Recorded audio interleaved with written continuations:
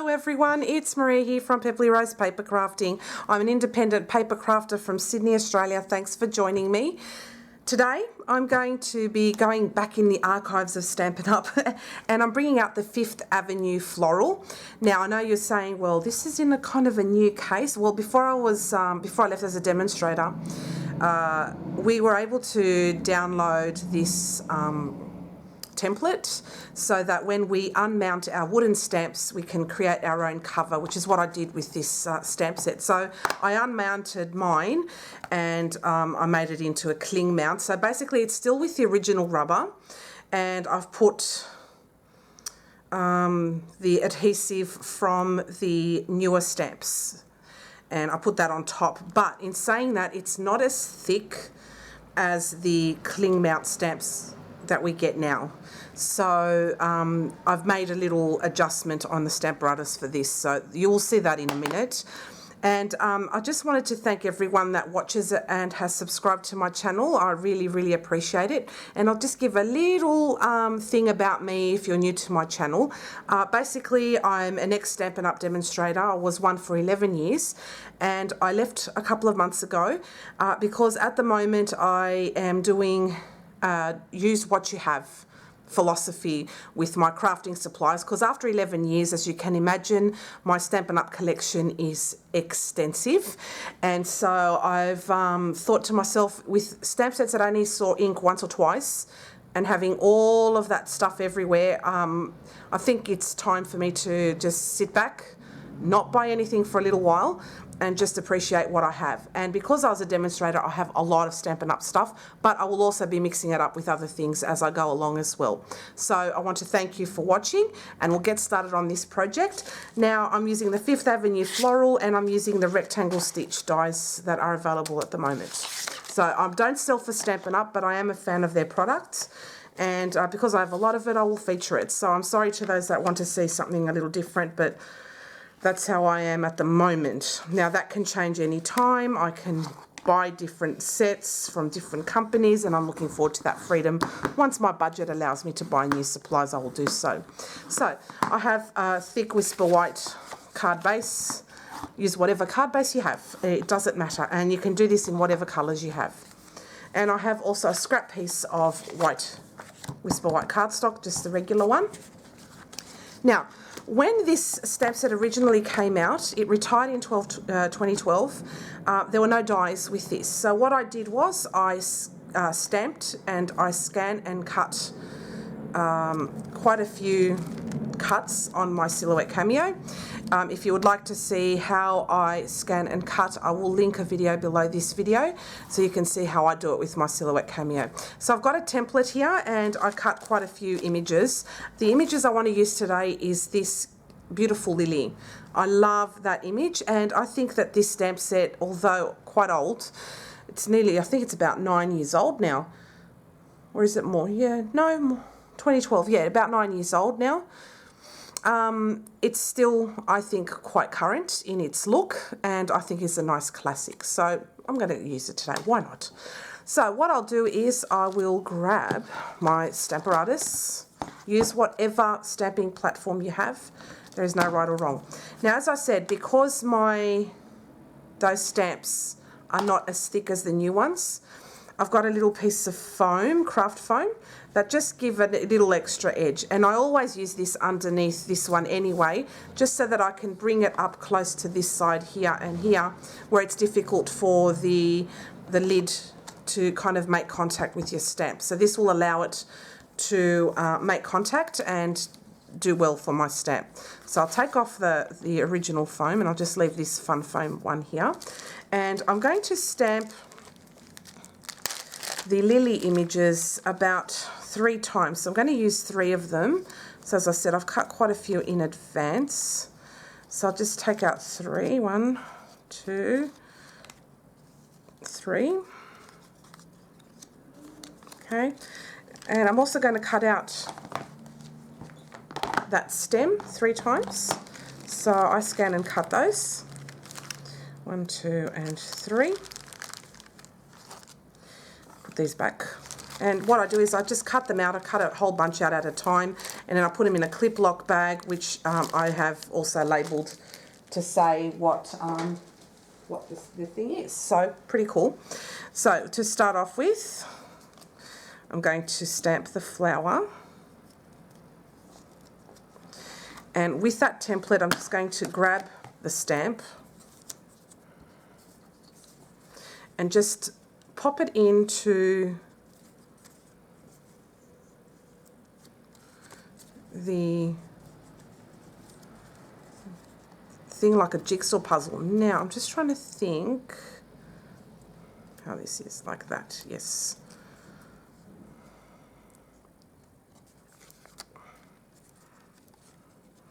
So I'll just position it like as if it's a... Oh, I have it the wrong way around. I thought something was wrong there. Okay, that's better. I was thinking to myself, geez. So I had it flipped the wrong way. So what I do is I fit it into my template like that. I turn it around and I make sure it kind of sits nicely within that template. And then I place it down. Oh, and I moved it. So I just give it a little bit of a lift, place it right into the template, and then I put my lid over the top and I give that a good squeeze because I don't have a lot of adhesive on there, just a couple of strips. Right, so I'll grab now one of my stamp cutouts and I'm going to ink that up in basic grey.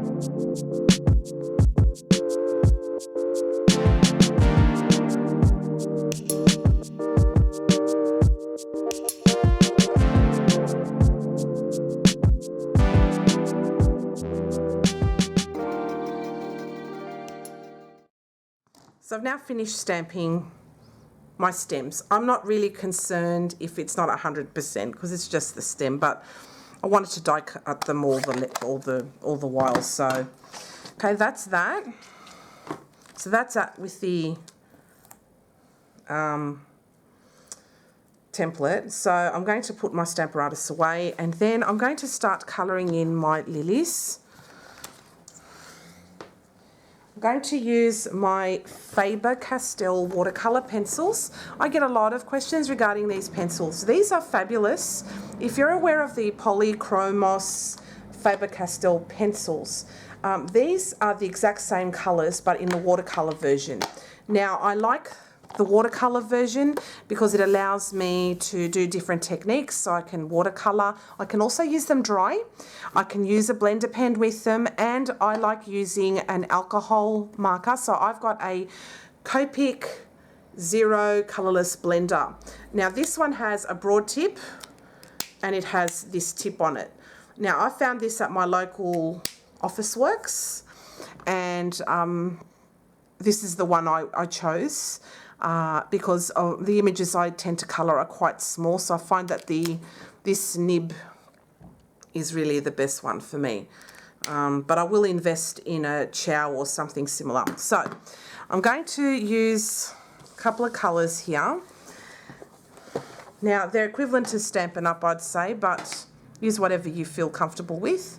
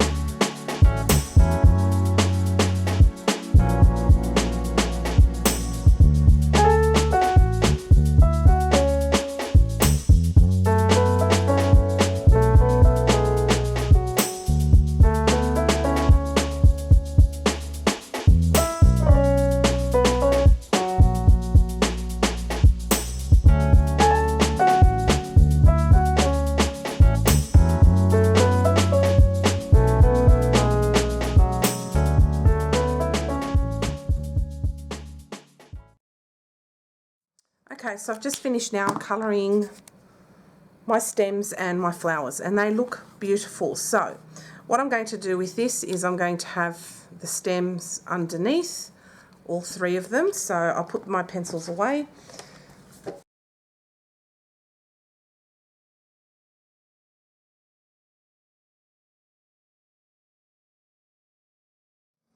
I know they probably stuck them all wonky and terrible, but I don't care.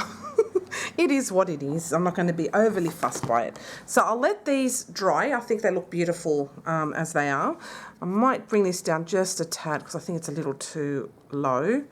So I'll stick these down again.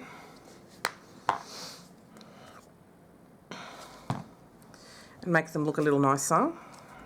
Just like a tad there, like that. That's a little better. Okay. Yeah, that'll do. And then I'll, you know, whatever it works out, it works out. So I can do them like this. And this can go like, I'll make this one go like this. So anyway, we'll stick them together and see what happens. All right, now with my scrap piece of Whisper White, I'm going to blend two colours that have retired, but they still work for me, Pineapple Punch and Grapefruit Grove. You can use whatever equivalent colours you may have in your stash, whether it's from Stampin' Up or otherwise. That's what I'm using, so that's what I'll use. So I'll just bring out my Ranger. It's the Ranger non-stick craft sheet. There it is, non-stick craft sheet. Really good stuff. I love this thing, and it's easy to pack away and work with it. So no complaints from my end on these ones. I love it. So I'll grab a sheet of Whisper White. I'll start off with my Pineapple Punch, and I'll just blend.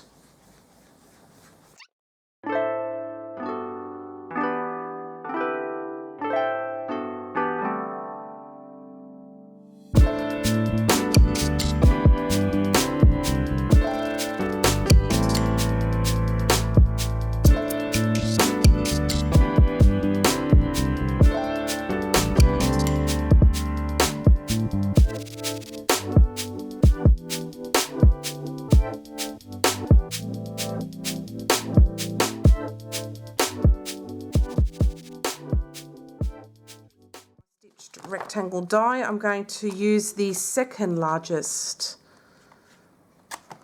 of those framelets, or those dies, whatever you want to call them, and I'll just grab my machine.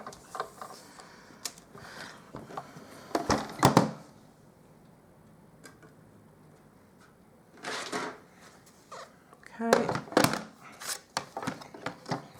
and I'll pop this in here at an angle. It's always best to cut these sorts of dies, these open sort of straight dies, at an angle. I don't know why, but it just goes through the machine a lot better. I'll just get a little bit more of the orange in there.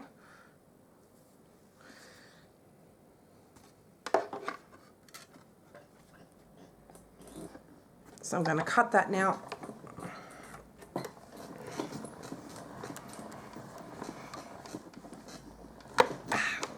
Okay, got that now.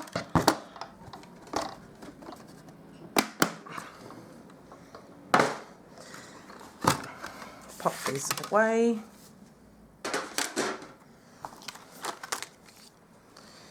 And we have that beautifully coloured piece of cardstock there.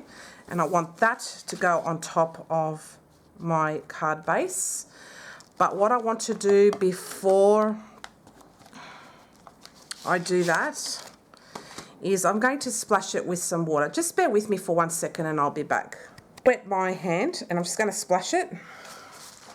Let the water react with the ink, and I'm going to use a paper towel to blot off the water. Now this is quite subtle, so it's not a big deal, but I want you to see that reaction. Isn't that cool?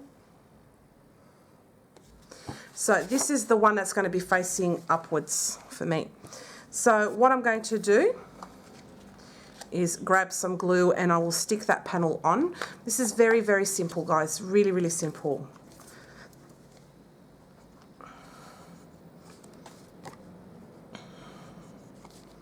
All right.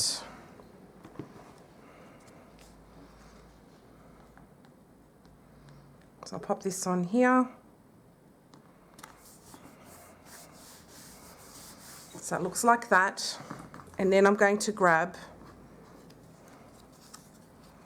my lilies.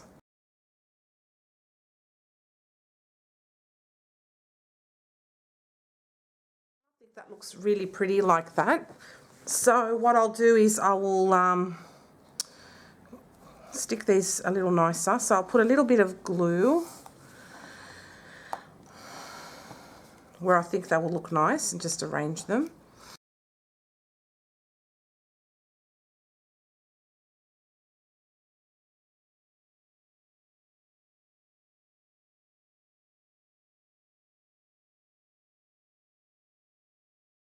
Okay, and then what I'm going to do with that arrangement is I'm going to stick it up onto some dimensionals. So I'll just quickly grab those.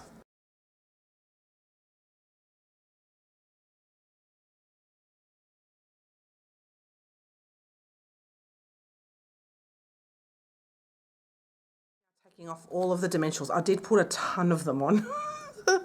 But what the hell, I'll just do that because it looks nice when it's all nice and dimensional. So I'll just arrange that now onto my card front. And down the bottom here, you can put whatever sentiment you like. You can use this for any occasions, such as birthdays, Mother's Day, sympathy, just a general hello, encouragement card, whatever you want. The sky's the limit with this. So that's, you know, I enjoy making cards that can be used for, you know, multiple occasions. So I hope you enjoyed today's tutorial. This is from the lovely 5th Avenue Floral from 9 years ago, I think, from 2012, if I got my maths correct, because on average I don't get my maths done really well. I'm not mathematically inclined. So anyway, so if you have this stamp set and you've been wondering what to do, here's a nice kind of fresh modern take on it, I suppose, with more modern techniques such as ink blending and the like. So I hope this encourages you to bring out your old stamp sets and just have fun with them.